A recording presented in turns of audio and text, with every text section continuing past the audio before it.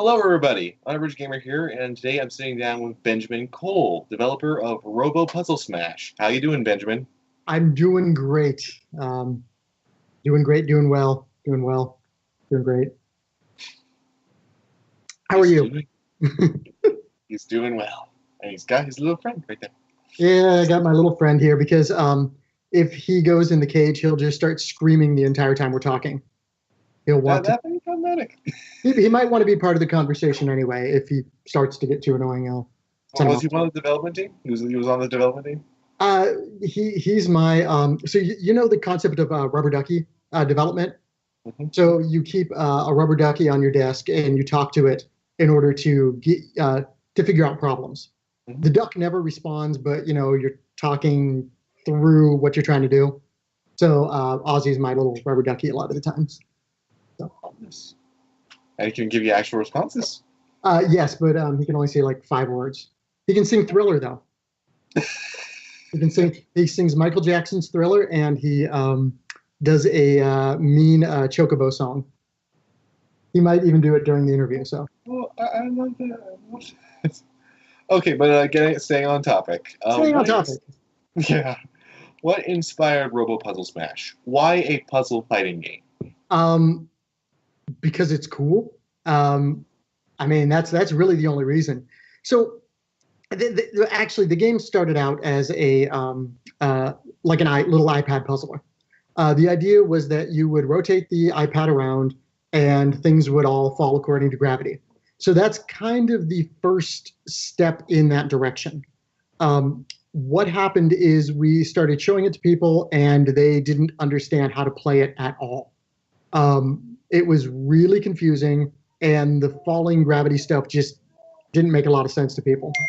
So me in my uh, I don't know what you'd call it, foolishness, decided that a symmetrical fighting game would be the best way to show it. So we had an AI opponent that would show you how to rotate the puzzles. Um, Interesting. now that's how it started.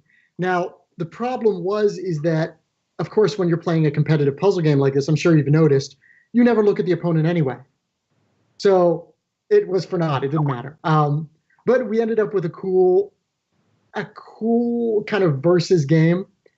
And when we started taking it to conventions, we started showing it to people, and they liked that concept in that direction. So we kind of kept moving forward with that. As we did, the game got faster and more competitive. Every time we would like crank up the speed just a little bit or make it more aggressive, we got a better response. So, it's iterative development. We found something we thought people liked and just did more of it. Lightning struck. Mm, I don't know if you call it lightning, but I mean it's a fun game. I like it. I've been playing it for close to 3 years now, and and I haven't gotten bored to tears with it, which says a lot. This far into the development cycle, yeah. What Does is that it? answer your question? Yes, that's actually a lot more than you usually hear. A lot of developers would be like, well, we went through this troubled time in development, but then we hit upon the idea for this. But then it's like, nah, we were trying to make this game, and then in trying to explain it to someone else, we made another game entirely. Well, see, that's so I. This is my I don't know how many titles I've shipped, close to 20, and I think every single title I've worked on, at some point during development, you're like, this isn't working, and it's either something really big, like the entire mechanics of everything you've built just isn't working, or it's something. I mean, adding a versus opponent, it's kind of a small thing. We were going to make it a versus game anyway, but it wasn't going to be the focus. So when we decided to make it the focus, that kind of pushed it in another direction. And but every single game I've worked on has had that moment, so it's not unusual to me. Yeah, I recall before we sat down that you mentioned that you've actually even worked on like the often, aghast, the licensed tie-in kids games and stuff like that. I love working on licensed tie-in games. Interesting, really. Oh no, there's so much fun to work on. And the ones I've worked on, I think are pretty good. I did the Snoopy versus the Red Baron game on PS2. That one actually got pretty good review scores. It's a freaking awesome game. I did I don't know if it was a great game. I mean, it's a pretty crappy game, but a Berenstein Bears game on Game Boy Advance. Um, Kind of Lost Vikings style. I worked on a couple movie tie-in games, but the reason I like doing them is because you're given these constraints you have to work under. You're given the license, and you're given a built-in audience, which is really cool. So as long as you can adhere to the license, and I mean, as long as you can respect the license, you can make a really cool game based around it. Um, you know, I think a lot of those games are better than people want to give them credit for, but it's a lot of times you see them and you're just like, this is a cheap cash in. I guarantee you, most of the developers, most of my circle, they worked really hard to make the best game they could under the conditions they could. I mean, some of the games we had to make in like Game Boy games, was 6 months. So really, really short development cycles. Pretty insane. Well, it's pretty insane, but you're making a small, limited game, usually around a concept that is well understood. You're making a platformer based around, a Cartoon Network license. So you understand the parameters going in. And I think it's a matter of, like, I did a pitch for a Hello Kitty game. And it was the most fun pitch I've ever put together. I really wish I could have made that game. Would have been freaking awesome. Interesting. But indie development is kind of similar, because you're really constrained on what you can do. You're constrained on the team you can work with. You're not working with top tier, AAA talent, but that's okay. You're not trying to make a top tier AAA title. You've got to make what you can with the team and the capabilities that you have. And I think starting out in kind of children's licensed titles, kind of it's a good transition into working with small teams and kind of working on really constrained products, in my opinion. I don't know if I'm any good at this shit. I mean, I'm probably not. But.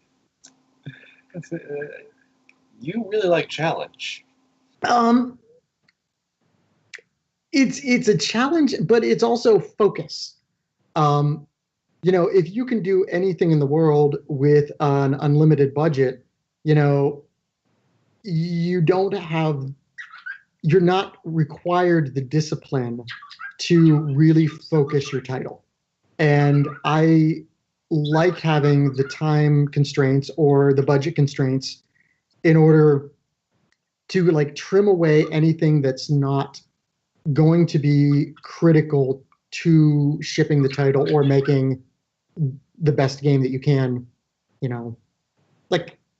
that's why we chose a puzzle game for this, because, instantly you're constrained on what you're building. And, I think that is better than, and this is just my way of working. It's better for me than having the larger resource and sort of the open world build whatever you want concept. But it refines it, kind of like a whetstone. Mm-hmm. It helps you refine the experience. The constraints help you refine it, sort of like a whetstone. You have to clean away anything unnecessary. Yeah. I mean, I don't know if you've ever done like game jam games or anything like that, but it's kind of the same experience. It's if it's not working, move on to the next thing. Only make 2 features. Don't overscope. And this game is completely overscoped. Like we've been building it for close to 3 years. Now I haven't been full time for 3 years. I most of what I do is consulting work, but uh, 3 years is way too long for this thing. Anyway, And yeah, and going back more to Robo Puzzle Smash, what is it about just getting the whole concept where it is right now that you think that is so engaging? Because it's, as you said, it's captured players. It's got their attention, and it's something we've seen a little bit before. Like there was that one Street Fighter spin-off and stuff like mhm. that, but it's never been really tapped into that much. It's sort of it has a little bit of the fast puzzle solving elements, but also nails some of the fighting game execution. But where do you think it all comes together? um, what did we do right? I mean, color matching is kind of like what do you call it? Like there's something primal about it. Like you it's hard to put your finger on, but I'm sure when you were playing it too, you just want to clean up that board, Yeah, and you got this like primal need to put these colors together, and like it's so satisfying to like see that big chain break. Puzzle Fighter does it really well. But I think Puzzle Fighter is all a game about not getting too greedy. Um, I, and I think this game, it's not quite about that. I think it's about trying to make very split second decisions. And I think when we were tuning it to be faster and more aggressive, I think that's what we caught onto that was really good. Is the board fills up super fast, so you're always trying to do something else. So there's never a moment where you're stuck contemplating anything. It's all reaction, which I think people have reacted to in kind of the feeling that it's a fighting game as well. Um, I think we nailed those things pretty well and pretty solid, and everything else just kind of fell out from that. why voxel graphics? I don't know. I don't know. So I don't know if you saw early versions of the game. I've been posting like kind of really early screenshots and like early videos for since we started on development. I remember seeing it at Too Many Games Con last year. It was you guys had an arcade thing set. People kept hogging around that one. Couldn't actually get to try it. Oh yeah, we're going back to too many games this year too, and we're bringing both arcade cabinets. Um, Wait, I don't know if uh, you saw we have a 7 foot like monster arcade cabinet. It's so much fun to play on, and goodness me. well, there's something about people that you see that arcade cabinet, you just want to touch it. I think that's part of the appeal at conventions. What was the question? Why voxel graphics? Oh, why voxel graphics? Oh yeah, let's tell the story. So It's fine. we we started with no theme at all. Somewhere along the way, I put little Gundam characters as placeholders. Have you ever seen the Gundam SD art like floating Yeah. around? Yeah. So, in fact, in the code somewhere, I think they're still referred to as Gundam. Um, it's in the code. It's buried. No one cares. Oh, yeah. It's cute. It's a nice little nod to where it got Yeah, started. yeah, where it got started. Which is incidentally why we have the Japanese language theme song. We're trying to harken back to like anime. But anyway, uh, what happened was an artist got involved, Jason Pogue. Great guy, awesome guy to work with, super talented. Definitely check out his art sometime. Um, but just like on a whim, he built that first character, that Dragon Knight character in voxels. And we were like, okay, well, this looks kind of cool. We tried out some ideas for like how they're going to be animated, and we're thinking, oh, you know what, this will be, it's relatively simple, relatively straightforward to build. This will be no trouble at all, and we can like kind of live that aesthetic, which makes it pretty unique. I don't know if it's so unique anymore. A lot of games are doing it now. 3 years ago, super unique, super Point. awesome, cutting edge. Uh, um, what we kind of neglected to think about was we have 6 other characters to build, 7 other characters to build. If we want to if we want to build the robots in voxels, then we've got to build backgrounds in voxels. Now we're talking about hundreds of thousands of faces to render in the background, and it got really complicated really quick. Um, but we had one done, so we might as well do the rest of them this way. Uh, so yeah, we enlisted the help of some other guys, uh, and we did it. We thought it was neat, and we decided to own it. I mean, that's really the long and short of it. We thought it also lined up neat with the boxes that you're matching up. So the colors of the robots are kind of the voxels that you're breaking. So we thought there was a little bit of kind of synergy there. Synergy, great word.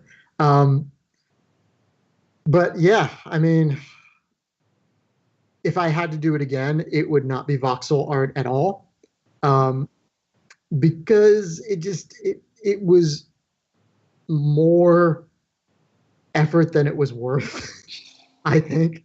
And I think we could have captured another aesthetic just as well without spending so much time on it.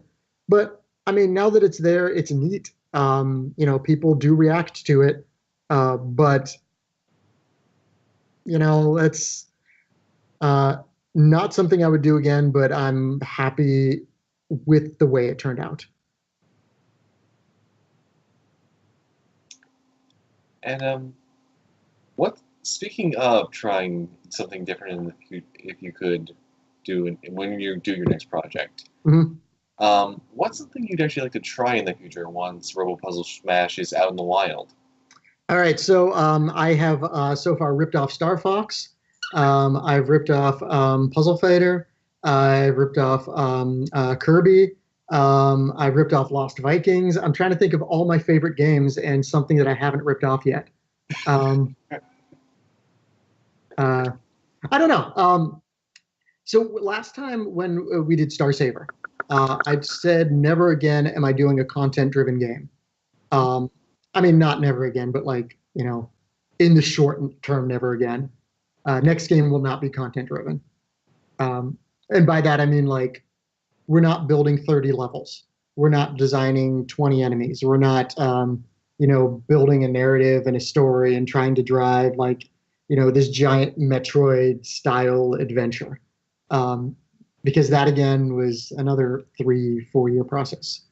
Um, so this was supposed to be our nice, easy, no physics, light content, super quick to build. We can put this out in a year on the Wii U game, and it didn't turn into that. Yeah, that did not go according to plan. Yeah, yeah. So next game is going to be the 1 year, easy to make, easy to build. No, I mean it's not going to be. But I don't know. If this is successful, I would absolutely want to expand it, make a sequel to it. Um, Maybe more online focused if it turns into something that's uh, popular among competitive players. Um, uh, Otherwise, I mean, I don't know. I don't know yet. We'll get this out in the wild and try something different next. What overall would you say was the favorite part for you in creating Robo Puzzle Smash? The favorite part. Not working on it, finishing it, shipping it. That will be my favorite part. Being done. It's always my favorite part of games. Um, I I like showing it. Um, uh, I like gauging reactions and trying to figure out like what's working, what's not working. See, I'm a producer at heart. Um, I like the I like the collaboration process. I mean, we got to work with some really cool guys. Uh, um, Bruce, I don't know how to pronounce his last name, Delostri. He's gonna kill me for not knowing what his last name is. The YB Too Crazy um, voxel artist. Yeah. Yeah, got to work with him uh, got to work with our composer on the theme song and all the music. I really like the collaboration and the working with super talented people to bring something like this together. My contributions are minimal. I just tie everything together. That's all I'm doing. Hey, you need that to get everything to stay together. Yeah, it's not it's as you've seen. It's not the best programmed, most stable game right now. It'll get there, but Oh yeah, yeah, and definitely showing promise. my contribution is the crash on that you found after fighting one of the characters. That's what I contributed to.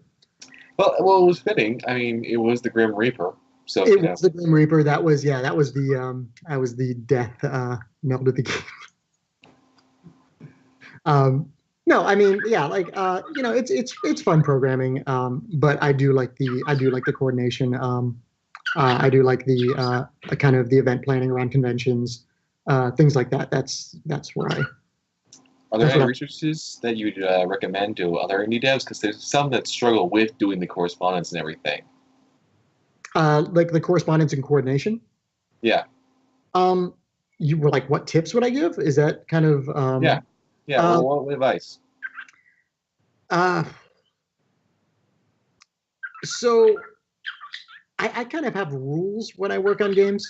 Um, Along the lines of, and there are things people don't like to talk about or even like to hear a lot of the times.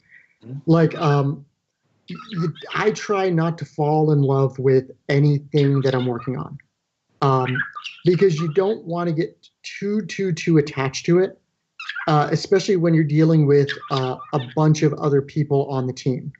Because you know you give so we sent our characters, we had some character artists design our characters, and we're supplying feedback to build interesting characters that I think people can relate to and have fun with, but you can't dictate what they are building. You just kind of steer the conversation. Same with the voxel art and the animation and kind of anything that you have to trust other people with. You've got to trust that they have the best intentions. And even though you can steer their kind of thought process, you've got to have them commit to what they're doing and have as much say and as much buy-in to what they're doing as you do, as sort of the lead of the project. Because otherwise, you get people that they they think they're building someone else's vision, and that's not something that works well, especially with remote teams. Everyone's got to have the contribution towards the vision in order to push something like that forward. And I think that's something a lot of uh, when you don't have a lot of budget and you don't have a lot of people's bandwidth, that's something you got to be really really careful of. And I'm not the best at it, but the game's coming along. So And do you have any advice for when it comes to actually going out there, getting the word out about your game, going to conventions and stuff? Because that's another thing that developers tend to struggle with at first, especially those who just strike out indie who didn't have any experience beforehand. God, I have no freaking clue. I miss my marketing department. I miss my sales department. I miss my executive producer. Like that support staff, you think you don't want it and you think you don't need it, but when you don't have it, it's really hard. Just want it so much. Well, yeah, I mean, like you think about, like our PR people, our marketing people could pick up the phone and give, GamePro a call. Is GamePro even still around? I don't know. It might be online. I don't think they're printing anymore. Okay, Game Game Informer. Informer's still going, at least. Yeah, they just pick up the phone. They have friends over there. They give them a call. They say, "Hey, we're working on this shitty licensed game, but we think it's pretty cool. Can you make sure it's in the reviews?" And it happens, and it's magic. And as a producer, I didn't have to think about it, and it was awesome. And I miss that so much. I don't even know how this game got on your guys' radar. You saw it at Too Many Games, right? I saw it at Too Many Games, and Kathy let me know that you guys were interested in. Okay, yeah, I think Ed might have cued her into it. So, I mean, a lot of it's about networking. Most people don't know about this game. We've been showing at, like last year, I think we did 7 conventions, Wow. which was, crazy expensive. Because you think about, each one of those conventions, 3 days in a hotel. You've got to get all your gear out there. You got to take a day off work. So you add that up, it gets real expensive really quick. But it does get you in front of people, whether or not it matters. Like we did Otakon, and I think we got in front of like 10 people, which very expensive to do that. Great convention, but We're coming there as a visitor. You were coming yeah, there. I don't know what the ROI for these things is so difficult to figure out because we did MagFest last year and the year before.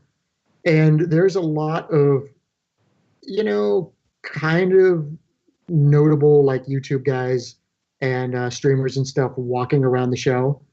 And you don't know if they've seen your thing. There's 40 other games there. But, you got to give it a shot to try to get out in front of them, especially that face-to-face contact.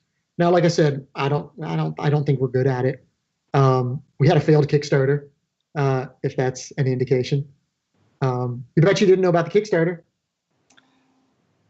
Nope. I'm not. I'm actually not certain because I feel like I remember. I feel like I remember hearing something.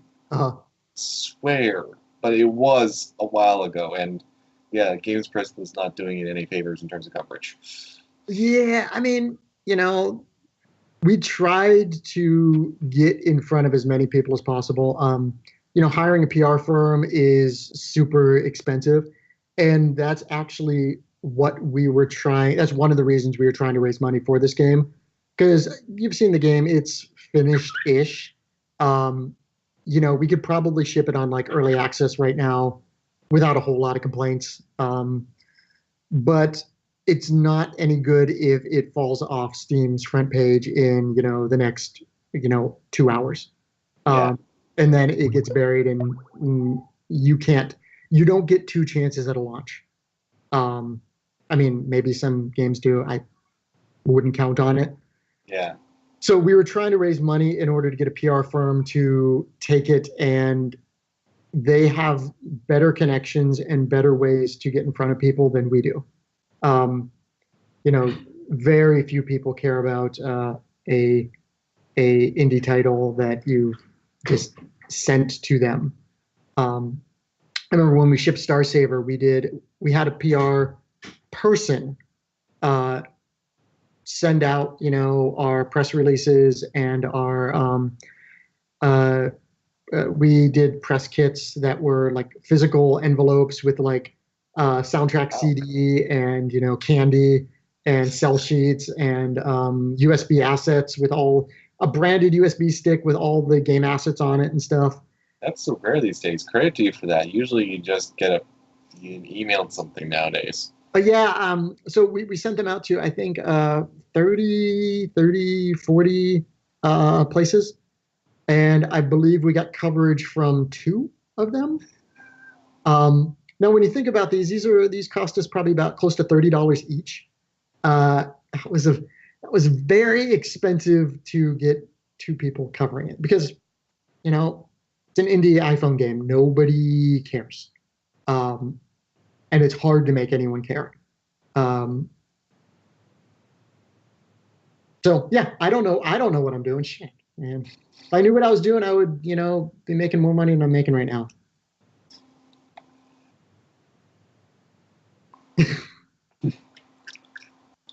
And now, since we've got a few minutes left, Sure. I wondered if you would like to ask me or my audience a question, or both, if you want to ask everybody. Okay, you or your audience. So what are you playing? What should I be playing right now?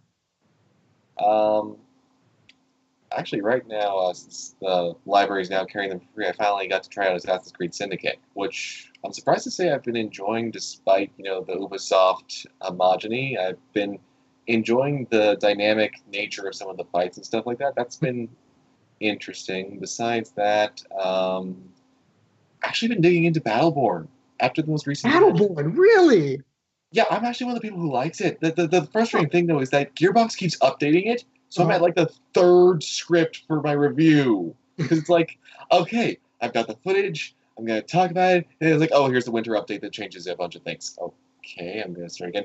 I mean, the score's gone steadily up. It's Huh. gonna, yeah, it's gone from like an 8.5 to after the free to play for competitive multiplayer, it's probably gonna be like 9.5. Spoiler for folks watching. Battleborn's free to play now?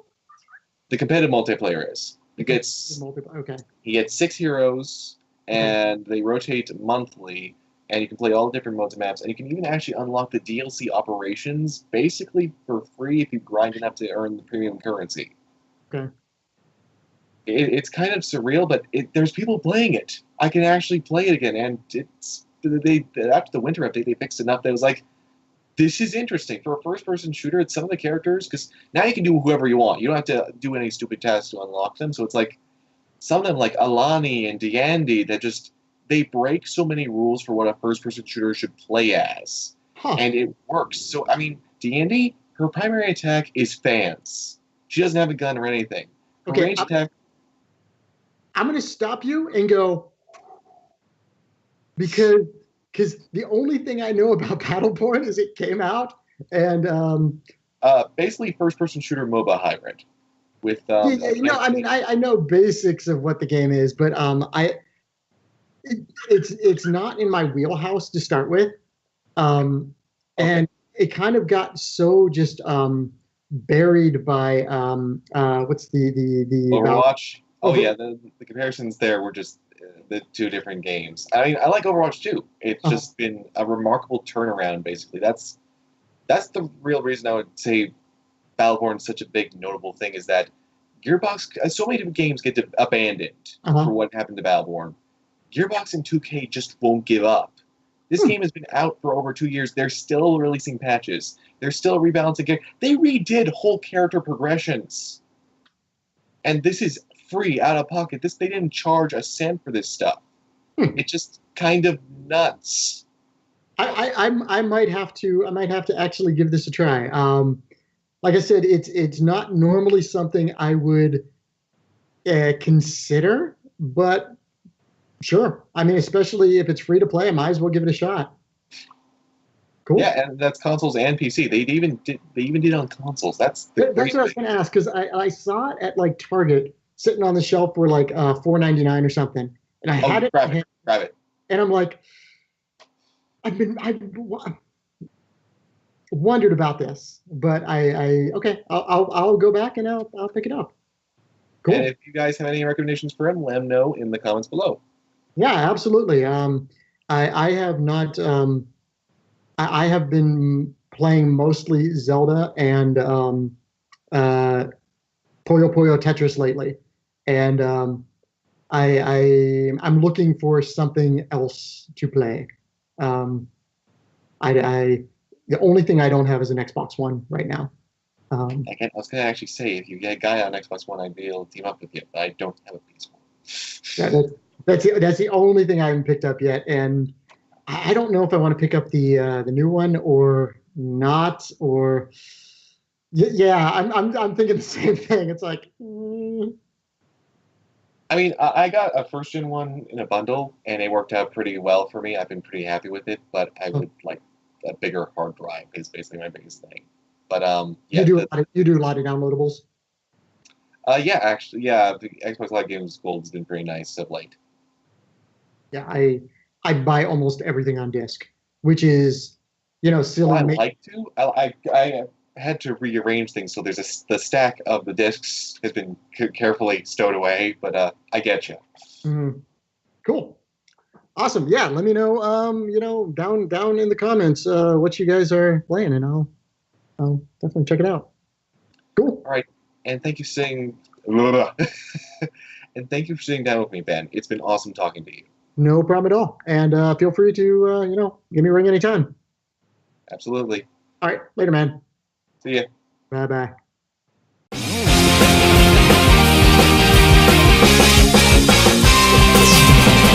武器を全部揃えて戦いの準備をするずっと待っていたこの時も世界で最強になるために力を最大限にかじってこの戦いで終わらせる船の辛さを全て勝利へとつながる